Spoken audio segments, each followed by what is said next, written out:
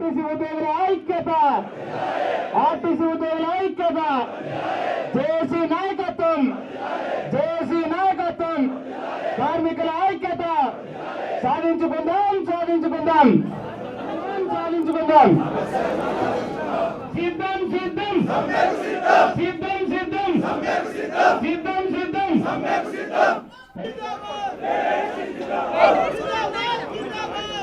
టీజీఎస్ఆర్టీసీకి సంబంధించి జేఏసీ లీడర్లందరూ 7వ తారీఖు నుంచి సమ్మెకి దిగుతున్నట్టు మనకు కవాతు నిర్వహించి ఆర్టీసీ కళ్యాణ మండపం నుంచి బస్ భవన్ వరకు కవాతు నిర్వహించారు.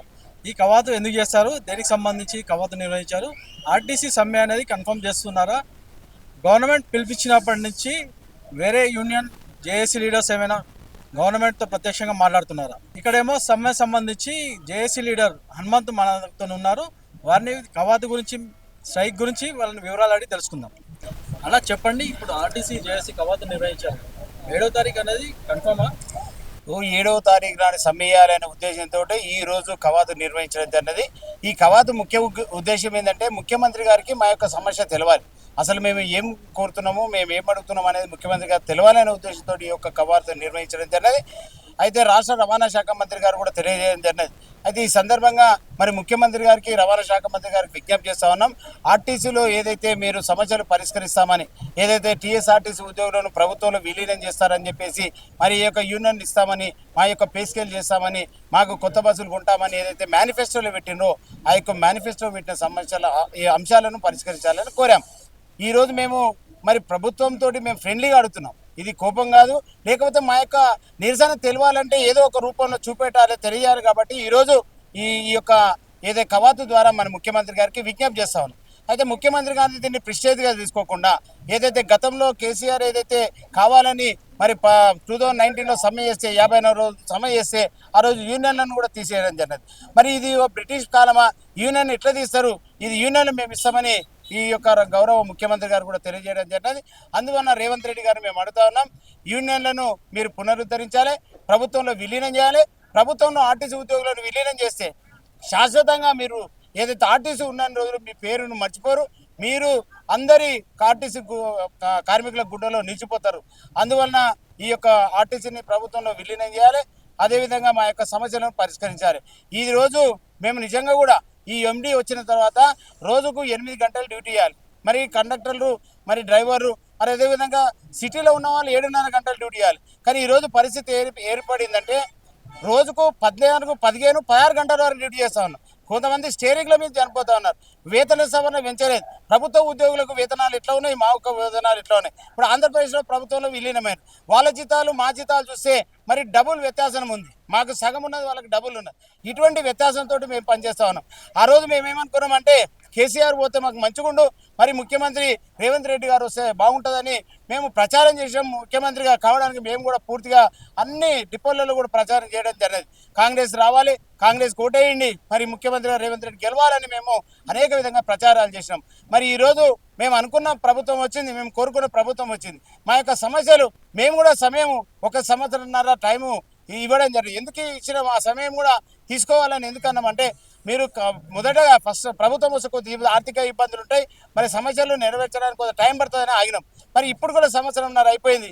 మరి ఈరోజు ముఖ్యమంత్రి గారు మా యొక్క సమస్యలు తీరిస్తే యావత్తు తెలంగాణ ప్రజలందరూ, ఈ ఆర్టీసీ ఉద్యోగులందరూ మీకు రుణపడి ఉంటారు.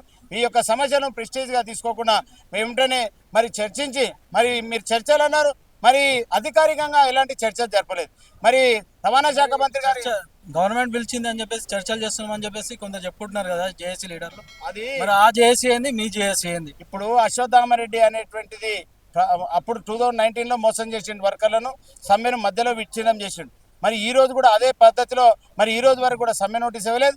సమ్మె నోటీస్ ఇవ్వగానే కనీసం ముఖ్యమంత్రికి తీసుకెళ్లి మరి ఈ యొక్క సమస్యలు చెప్పిన దాఖలాలు ఎక్కడ లేవు. అవి ఎడిదిరిగి మోసంతో ఏదో విధంగా కుట్ర పని మోసం చేయాలనే ఆలోచన తప్ప ఈ యొక్క ఏదైనా సరే ఈ అశ్వత్థామరెడ్డికి మనస్ఫూర్తిగా ఏది చేయాలని లేదు. మరి అప్పుడు కూడా మరి ఈయన పార్టీలో అప్పుడు బీఆర్ఎస్ ఉన్నాడు, మరి పార్టీ అయిపోయిందంటే ఏదైతే 2019 సమ్మె అయిపోయిందో పోయి బీజేపీలో జాయిన్ అయ్యాడు. బీజేపీలో జాయిన్ ఒక 3-4 ఏళ్ళు పోయాడు. మళ్ళీ ఒక 2 ఏళ్ళకి వచ్చిండు. ఈ యూనియన్ జనరల్ సెక్రటరీ వేరే వాళ్ళు అన్నారు, మళ్ళీ ఇప్పుడు నాదన్నాడు. తీరా వస్తే ఆ యూనియన్లో ఇవ్వలేడు. మనుషులంతా అన్ని రకాల యూనియన్లకు వెళ్ళిపోవడం జరిగింది. మరి ఈ విధంగా మోసం చేయడానికి ప్రయత్నం చేస్తున్నారు. అశ్వత్థామరెడ్డిని నమ్మే పరిస్థితి ఆర్టీసీ ఉద్యోగులు లేదు, మొత్తం మోసగారి. కాబట్టి మీరు అందరూ కూడా మరి అశ్వత్థామరెడ్డిని ప్రభుత్వం నమ్మితే కూడా ప్రభుత్వానికి చెడ్డ పేరు వస్తుంది. అందువల్ల ప్రభుత్వం కూడా అన్ని మీరు విజిలెన్స్ రిపోర్ట్ తీసుకొని మా యొక్క సమస్యను మీరు పరిష్కరించాలని సందర్భంగా కోరుతాం. సీఎం కూడా ఇప్పుడు కొత్తగా ఎక్కిన ప్రభుత్వం కొంచెం టైం ఇవ్వాల్సిందని చెప్పి ప్రాధాన్యపడుతున్నారు కదా, మరి దీని గురించి మీ వివరణ ఏంటి? ఇప్పుడు ముఖ్యమంత్రి గారే గుర్తించారు. 2017 పే స్కేల్ చేసారు, 2021 పే స్కేల్ అయిపోవాలి, 2025 2 పే స్కేల్ బాకీ ఉన్నాయి. ఎంతవరకు ఒప్పుకోబడతాం? చాలా ఒప్పుకోబడ్డాం. మాకు ఇప్పుడు భార్య పిల్లలు ఉన్నారు, మాకు ఉద్యోగాలు జీతం పెరిగితేనే మాకేమన్నా మంచిగా చదివించుకోవడానికి లేకపోతే కుటుంబ పోషణకు ఉపయోగపడుతుంది. మరి ముఖ్యమంత్రి గారు దృష్టించాల్సిన అవసరం ఉంది. ఇప్పుడు చట్ట వ్యతిరేక డ్యూటీలు ఉన్నాయి, రోజుకు 16 గంటలు డ్యూటీ చేసే ఎవరన్నా ఉంటారా? కనీసం బస్సులో కూర్చొని పోయి వస్తే రేపు రెస్ట్ కావాలంటున్నారు. మరి అటువంటి పరిస్థితుల్లో ఆర్టీసీ ఉద్యోగులు మహాలక్ష్మి స్కీమ్ తీసుకొచ్చారు ముఖ్యమంత్రి గారు.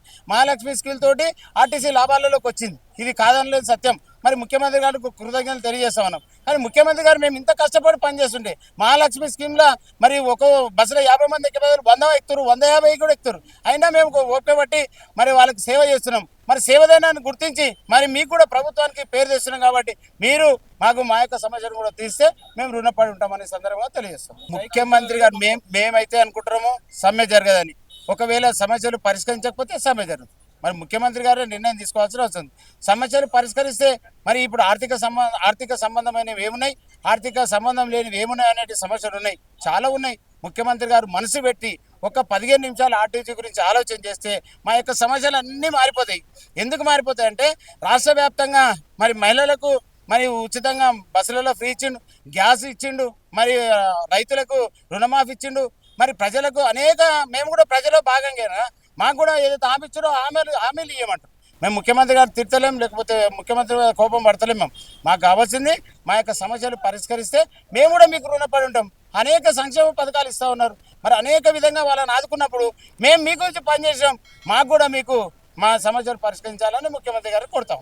సో ఇది ఆర్టీసీ జేఏసీకి సంబంధించి హనుమంత్ దగ్గర నుంచి వ్యక్తమవుతున్నట్టు విషయం. కెమెరా పర్సన్ ప్రభాకర్ తో జ్వాల, సమయం టీవీ, హైదరాబాద్. సిద్ధం సిద్ధం సిద్ధం సిద్ధం సిద్ధం సిద్ధం సిద్ధం సిద్ధం